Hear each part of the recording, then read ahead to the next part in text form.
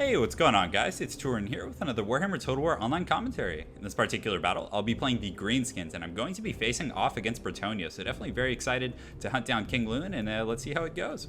So as far as my army composition goes, I have two Doomdiver catapults. These are one of my favorite units against Bretonnia. Very, very strong, excellent at taking out peasant bowmen, just absolutely excellent. Do a ton of damage and, break the leadership of these type of units really, really quickly. And not only that, but their accuracy is quite good against other Bretonnian units like King Lewin and Paladins and GRAIL Knights, anything. Even though they don't have armor piercing, they still hit extremely hard. Let's go ahead and take a look. So their missile damage is indeed 152, which isn't bad at all. So the one downside, obviously, is they're very vulnerable to being dove. They are manned by gobos, and they're not the sturdiest, most reliable cannoneers here. They're not like, dwarf cannoneers or anything like that. But, again, having a contingent of Orc Boar Boy Biggins, Goblin Big Bosses, and Orc War Bosses are very, very good at defending these, and usually can, make them worthwhile. So on my front line, I decided to just bring a ton of gobos. So these are just expendable, and they're shielded, which is nice, because peasant bowmen are really, really devastating, against, lightly armored infantry. But, at the very least, they come in 120 models. And they also are shielded, and they do have the higher tier shielding, which gives, I believe, 50%, which is pretty good. So a big fan of these guys against Bretonnia. Although I was kind of wishing that I had brought Night Goblins just because they're so much more fun, but these guys will do the trick. I also have a group of Goblin Archers and Rusty Arrows here just to focus King Lewin and kind of make him squishier for my main forces, but they will be advancing with my main army until, I am able to figure out where King Lewin is going. I also have two groups of Orc Biggins. These guys are so good against Bretonnia. With 42 weapon strength, they just hit like absolute trucks. The downside being that they get eradicated by peasant bowmen. I'm talking just mowed down. So, hopefully these gobos will, kind of take the AI focus of these troops and my opponent won't refocus. But otherwise, these guys might be in some trouble. But if I can get them to the main engagement line without them taking a lot of fire, they'll be, in pretty good shape and will generate some good value for me. I also have a group of Goblin Wolf Riders just to be annoying and ride around with. I have two groups of Orc Boar Boy Biggins, two Goblin Big Bosses, an Orc War Boss with potions, and then another group of Goblin Wolf Riders over here. So I always like to bring two Goblin Wolf Riders just to be annoying with. They're good at, circumventing flanks, just being, on the wings, picking off routing units, and just, simply diving in against peasant bowmen isn't a bad choice either. Also on that same note, a single group of Goblin Wolf Riders is really good for breaking the charges of Elite Cav. So you can see he has some Knights of the Realm and I believe GRAIL Knights. So two groups of Knights of the Realm and then some GRAIL Knights over here. So for example, if I'm able to throw these Goblin Wolf Riders into their charge, and then follow up with my Orc Boar Boy Biggins, that's going to be a really good situation for me. So that's kind of the game plan. My opponent just has a ton of Spearmen at Arms with shields, which isn't a bad choice. He also has some Peasant Bowmen here, and then in the back he has the more elite Men at Arms with pole arms. And then of course King Lewin up here just pimping it on his Beakus, and then the Knights of the Realm and the GRAIL Knights, like we said. So definitely going to be a fun time, guys. So without further ado, let's go ahead and get started.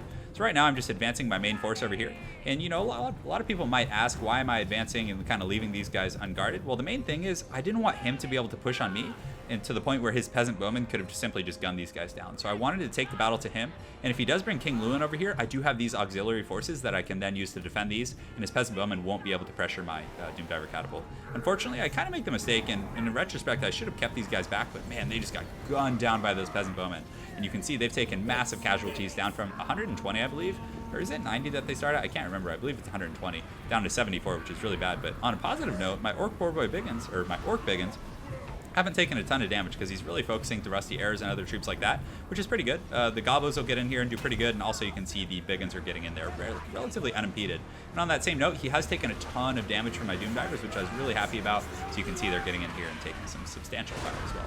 So over here on the wings, I did get the engagement I was looking for, and my apologies for not being able to show that to you guys.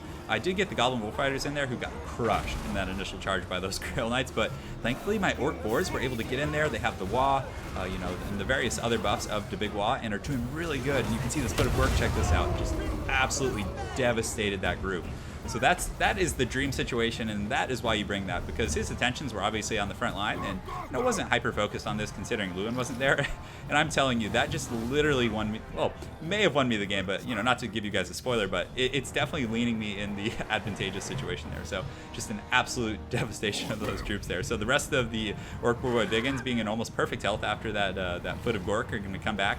And King Lewin did jump over here, but I did pull my Goblin the Rusty Arrows, my Goblin Archers back, who are doing a pretty good job pressuring him, actually. And you can see his armor is indeed sundered by the Rusty Arrows, and it puts him down to 48 armor, which makes him really, really squishy. So my heroic units have come back, and they're going to put some pressure on him here. And now he's poisoned, he's taking this missile fire, and to be honest, I don't really care about friendly fire from the Rusty Arrows. I mean, these guys have low armor already, and you know, getting Lewin is much more valuable than losing a few of these Orc Boy Biggins to friendly fire, so you're doing a pretty good job there. For my opponent, though, he's doing pretty well in the front line. You can see my Gobos and Biggins here are doing a pretty good job, but on that same note, my numbers are thinning out.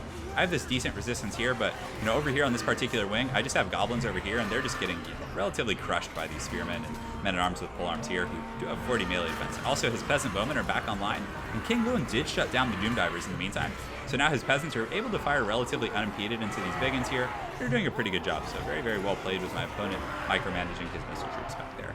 But unfortunately for Lewin, he did get relatively surrounded here, and you can see he's trying to flee right now, and he is pretty fast compared to these other units, but if I'm not mistaken, he still is poisoned. And let's actually go ahead and take a look here in just a second. So, no, he's not poisoned at the moment, but these Orc Boy Biggins are doing a pretty good job keeping up with him, and these Goblin Big Bosses are also pretty quick, but I decided to just keep the Orc Boy Biggins on him and chase him, and then I was going to send my Orc War Boss and my other heroic units over here to the front line, because I was losing, pretty heavily here, as you can see. These Orc Biggins were taking a lot of damage. These Goblins are shaken. My entire front line is relatively shaken, and he still has a lot of stuff. But the thing with Bretonnia, especially in having your leadership broken or fleeing, they do suffer from leadership a lot. So, they are a very low leadership faction. So anytime you can break their heroic units, or obviously have a really devastating Foot of Gork over there like that, you're going to be in pretty good shape. So my Goblin Wolf Riders do come back from route, and they're chasing down some of these Peasant Bowmen here, and they're so cost effective for how much you're paying against these type of missile troops. You can see the Doom Divers coming in here, hitting my own troops, just getting in there, but hey, as long as they get a few of these peasants, I'm okay with that. But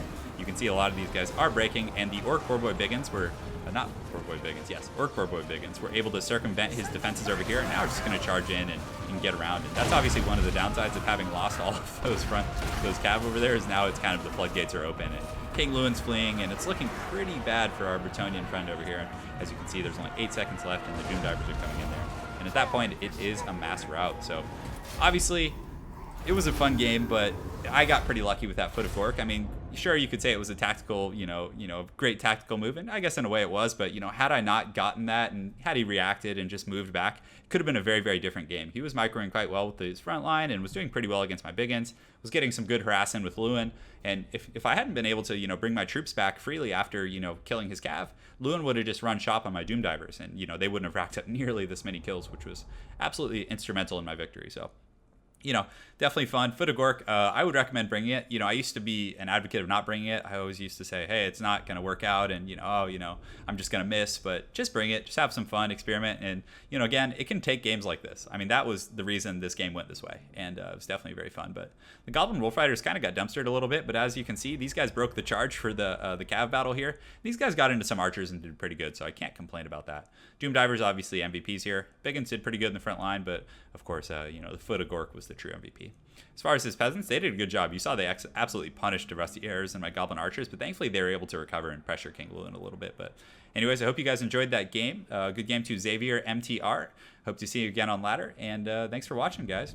Look forward to putting out more content this week. Also, gonna have a fun contest this week, so stay tuned. It's to celebrate the new Wood Elves DLC. I'm pretty excited for it, for sure, but the contest is definitely gonna be ridiculous and fun. So stay tuned, guys. Have an excellent night, and take care.